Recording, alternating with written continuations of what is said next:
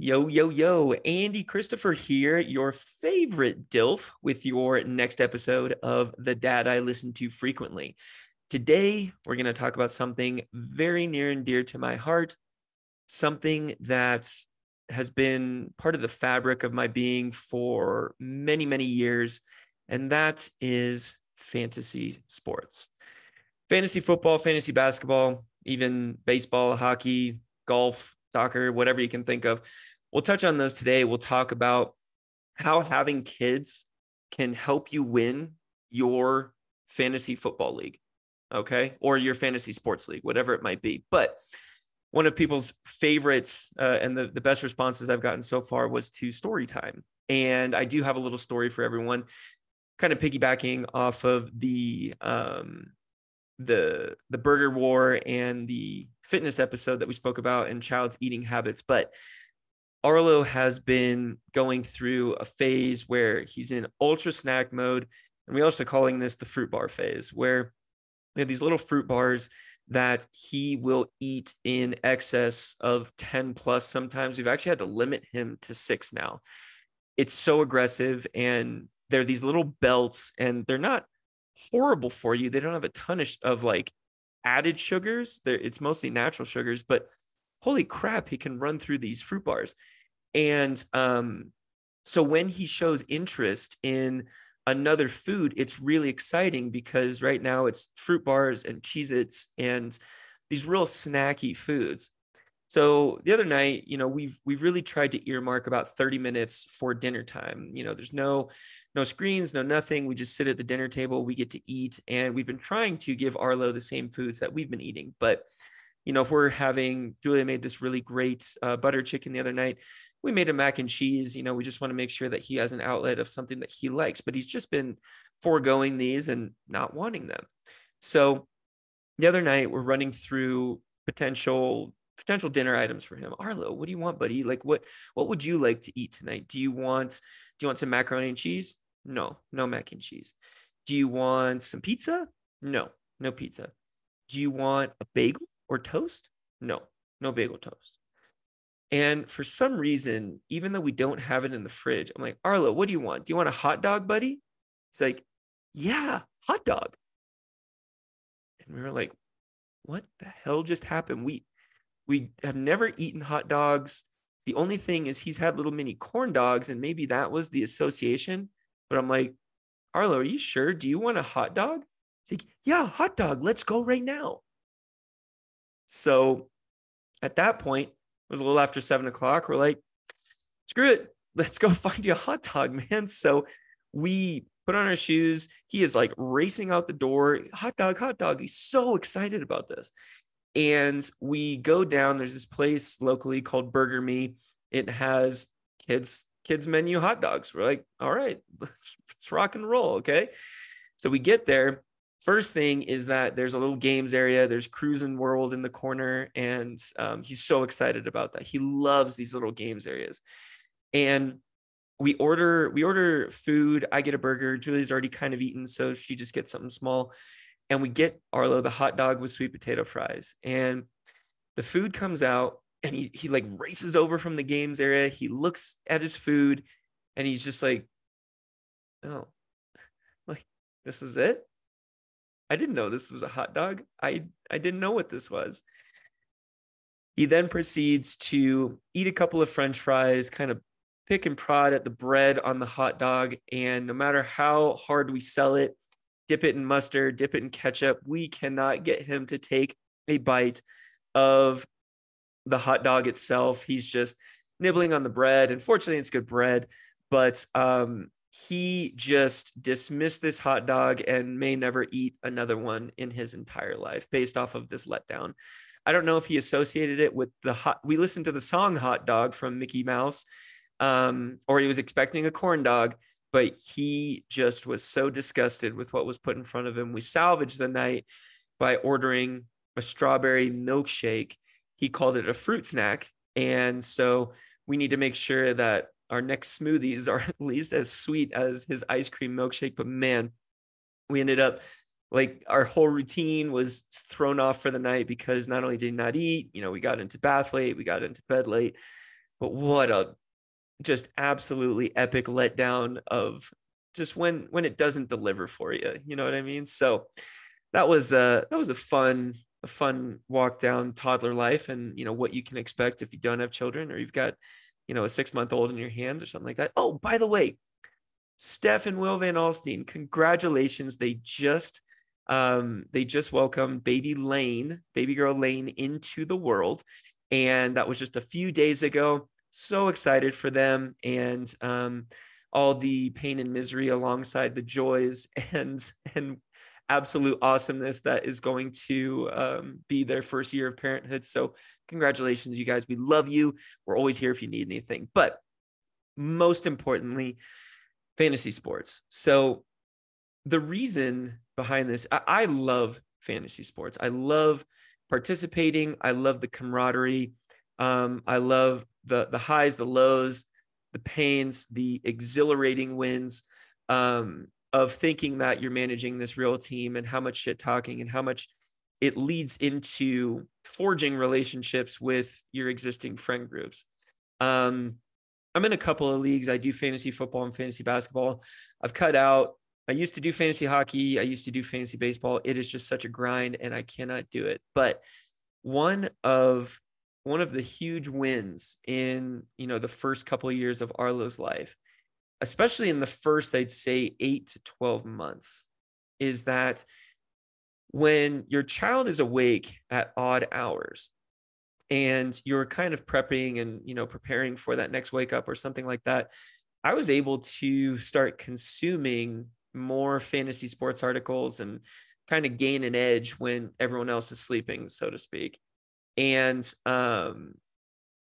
Arlo being born actually helped me win and like place a lot higher in pretty much all my fantasy leagues across the board, simply because I'm doing the legwork on these things when nobody else is doing it. I'm picking people up at random hours. I always wondered in my fantasy basketball league how people were picking other players up at 2-3 in the morning. I'm like, what the hell is going on? I'm like, oh shit, these people have kids.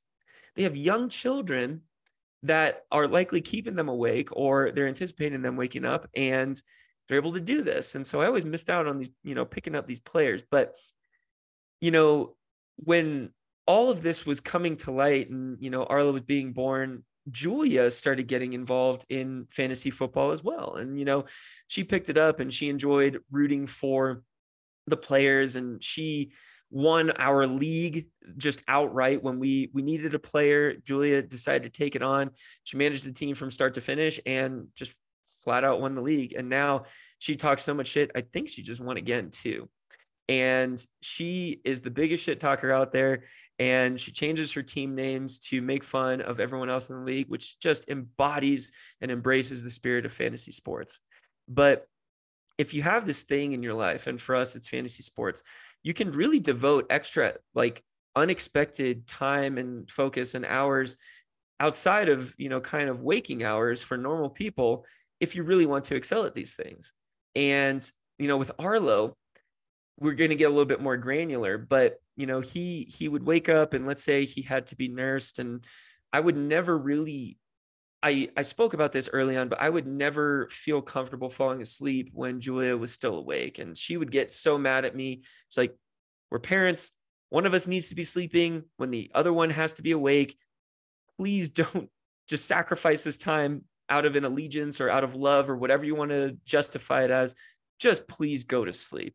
But for me, I actually have trouble falling asleep. And having a child doesn't, make that any easier, because when you hear the cries and you hear the words and phrases, you start to echo those as like right as you're about to fall asleep. And especially right now, one of the things that's popping up is with Arlo on the floor on his own, and we put a little door, like a door stopper, so that he can't open the door now. He's figured out how to turn the knob.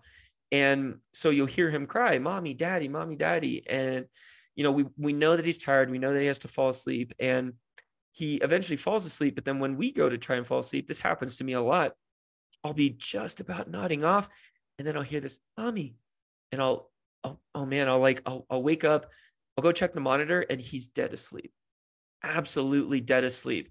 And it's just your brain is channeling these things and kind of factoring in and figuring out what could go wrong, right?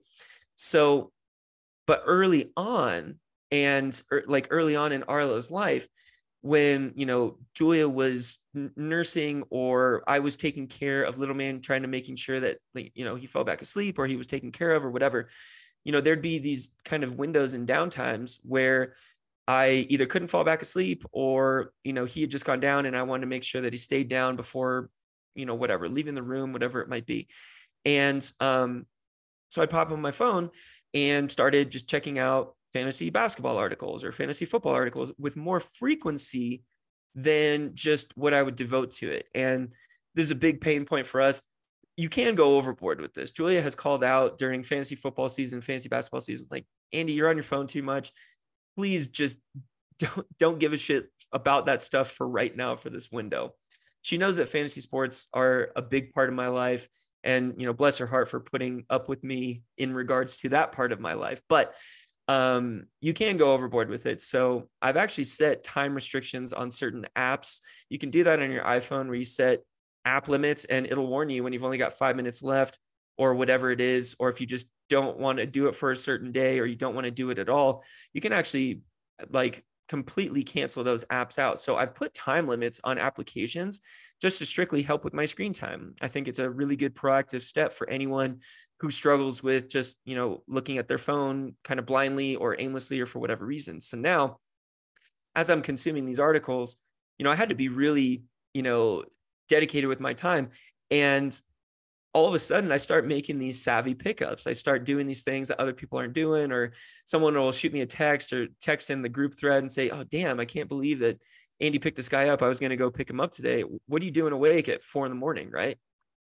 Right. I've got that kiddo. I've got that little secret weapon that nobody knows about. And so, you know, all the things that we've spoken about to this point, I'm not just literally staring at my phone doing fantasy sports pickups while my son is looking for attention or anything like that. But you have an extra 25, 30 minutes or something along those lines. And, you know, you've already sacrificed and made the sacrifice of not being able to fall asleep. Well, you know what, let's use this time productively. And in a lot of these fantasy sports leagues, you're paying for an entry fee. So you want to stay ahead of the competition as best as you can, right?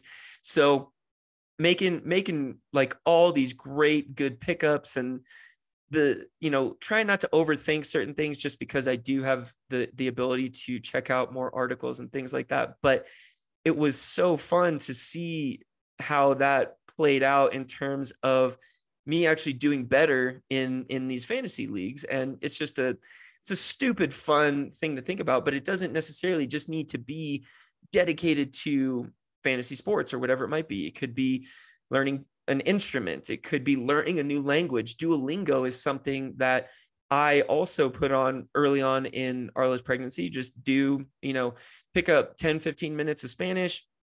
I took a lot of Spanish in high school, but it's just great to have that refresher and get better at things and better at skills when you typically wouldn't be devoting time to it because you're either working or tired from your day, or you have dedicated family time, whatever it might be. So you can actually use these windows in, the early stages of your child's life to your advantage to help you catch up with certain things. And kind of what we talked about a couple episodes ago, I started doing some push-ups and squats and just doing things at odd hours that I was neglecting because I was too tired during the normal day. It also helped me get into touch with my own personal rhythms. When I only have a few hours of sleep, sometimes I'm way more alert than when I get a ton of sleep, or, knowing that I can take these little 12, 15-minute power naps, right? And get back into my routine feeling refreshed is better than taking an hour and a half nap for me. It really helped me hone in on those things and then start to focus on the stuff that I wanted to. And, being able to you almost feel like you're creating more time in the day. I always hear from, ultra successful people that everyone has the same 24 hours in any given day. Well, some people complain about not having enough time. And it allowed me these extra windows to either complete work or, dive deeper into the world of fantasy sports, or my interests as I saw fit. And so, I get tired with the best of them, but I'm not going to sit here and complain about how tired I am, knowing that I have children. We've got our kids, and you're going to be tired until they are able to self-sustain. And right now we're in the throes of that. Arlo's 2.5 years old. Baby girl is right around the corner. And so now it's really about maintaining the routines that we figured out with Arlo, knowing that we're just kind of blow everything up in the coming weeks here with a whole new entity in our lives. But it was always so funny, and so provided so much comic relief when you have these back and forth with your league mates in fantasy sports. They're just like, dude, what the hell are you doing? Like, why are you picking these people up? You totally snaked the person I was going to grab when I woke up. And it also led me to realize that I had these other interests that I wanted to pursue, like not just fantasy sports, but me and our commissioner in our fantasy football league, we started doing a little kind of, monthly podcast and like an update. And that is actually what led to me putting the D.I.L.F show out there. And so when you have and create the time to pursue your interests, and you don't feel like you're compromising on your regular routines and your regular duties to your family, you just start to kind of round out and, fulfill yourself more as a complete human being. And so, at first I started using the time to try to catch up with work, because I always felt like I was drowning in it. But once I got a better grasp of what I was doing, I didn't want to do that. I knew I could handle it during my work hours. And so I started pivoting to, fantasy sports research, or, looking up how to deliver and create a podcast. A lot more creative outlets that I feel make me more balanced and, help me sustain my equilibrium a lot better as I get to do these throughout the week. So, don't sleep on it. Don't sleep on those little windows that you can create for yourself during the times that your family or your toddler or your infant, they're handled, but you kind of build in an extra hour into your day that you didn't think you'd have. You can really jump on it and take advantage to, perhaps create a side hustle to get passive income going, pursue some creative outlets that you've been neglecting. You've just been talking about, oh, I want to do this. Well, you know what? Now maybe I can use this as a springboard and an opportunity to actually do those things instead of just talking about it, right? So maybe in a later episode, I'll dive deeper into the dark underbelly of fantasy sports and, the fantasy world, if you're really curious about hearing more about that. But, do you play fantasy sports? Do you have any horrible trades or any bad beats or anything that you'd want to share more about? Let me know. The D.I.L.F show on all our socials, thedilfshow@gmail.com to send me all your stories, all your questions, anything that you'd like to hear more about. Always here for you, the people. That is why I do this every single week, is just to help someone out there be a little bit better parent or be a little bit better person than they were prior to listening to this episode. So thank you so much for tuning in this week. We're trying to keep these short and sweet to respect and protect your time. I love you, and there is absolutely nothing you can do about it. Go out there and have a great one.